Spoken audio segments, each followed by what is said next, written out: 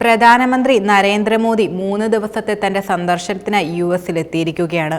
MQ-9B പ്രിഡറ്റർ ഡ്രോണുകൾ വാങ്ങുന്നതുൾപ്പെടെ ഇന്ത്യ-US തന്ത്രപരമായ പങ്കാളിത്തത്തിന്റെ പ്രധാന മേഖലാ ചർച്ചകൾ ചെയ്യുന്നതിനായി പ്രധാനമന്ത്രി നരേന്ദ്രമോദി ഡെലവെയറിൽ ക്വാഡ് ഉച്ചകോടിയിൽ പ്രസിഡന്റ് ജോ ബൈഡനുമായി കൂടിക്കാഴ്ച നടത്തിയത്.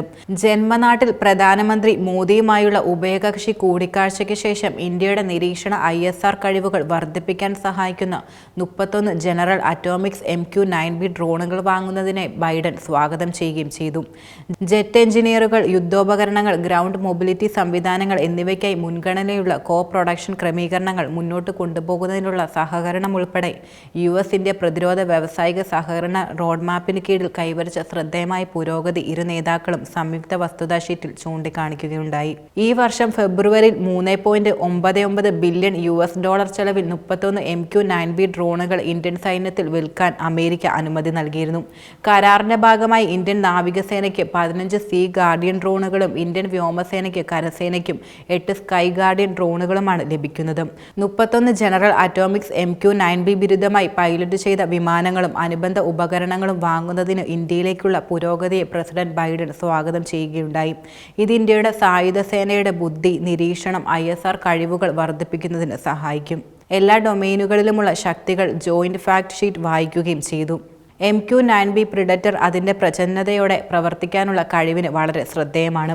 ഭൂമിയിൽ നിന്ന് 250 മീറ്റർ അടുത്ത് വരെ പറക്കാൻ അതിനു കഴിയും.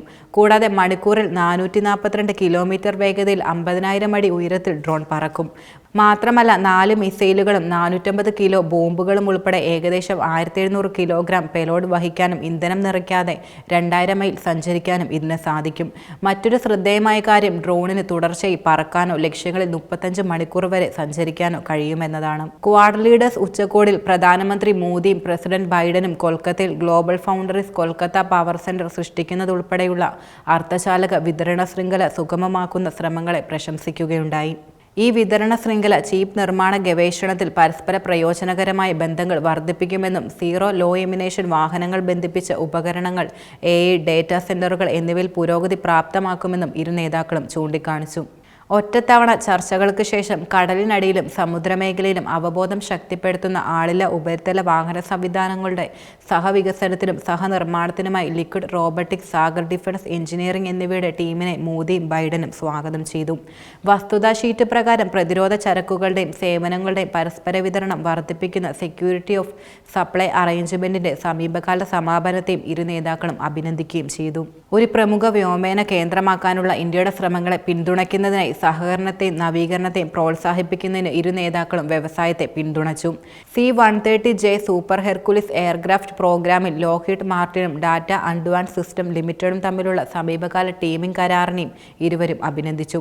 ഭാവിയിലേക്കുള്ള സഹകരണത്തിലേക്ക് കടന്ന് ബഹിരാകാശവും സൈബറും ഉൾപ്പെടെ വിപുലമായ ഡൊമെയ്നുകളിൽ സഹകരണം മെച്ചപ്പെടുത്തുന്നതിനുള്ള പ്രവർത്തനങ്ങളെയും ഇരു നേതാക്കളും അഭിനന്ദിക്കുകയുണ്ടായി. പുതിയ സഹകരണത്തിന്റെ മേഖലകളിൽ ഭീഷണി വിവരങ്ങൾ പങ്കിടൽ, സൈബർ സുരക്ഷാ പരിശീലനം, ഊർജ്ജ ടെലികമ്മ്യൂണിക്കേഷൻ നെറ്റ്വർക്കുകളിലെ ദുർബലത ലഘൂകരിക്കുന്നതിനുള്ള സഹകരണം എന്നീ ഘടകങ്ങൾ ഉൾപ്പെടും. വ്യാപാരം, നിക്ഷേപം, പ്രതിരോധം, സാങ്കേതികവിദ്യ എന്നിവയുൾപ്പെടെ നിരവധി വിഷയങ്ങളിൽ ഇരു രാജ്യങ്ങളും സഹകരിച്ചും ഇന്ത്യ-US പങ്കാളിത്തം സമീപ വർഷങ്ങളിൽ ഉയർന്ന പാതയിലാണ് നിലവിൽ. ഇരു നേതാക്കളും തമ്മിലുള്ള ഏറ്റവും പുതിയ ചർച്ചകൾ തന്ത്രപരമായ ബന്ധങ്ങൾ കൂടുതൽ ആഴത്തിലാക്കുമെന്നും ഭാവിയിൽ കൂടുതൽ സഹകരണത്തിന് വഴിയൊരുക്കുമെന്ന പ്രതീക്ഷയാണിപ്പോൾ നിലനിൽക്കുന്നത്.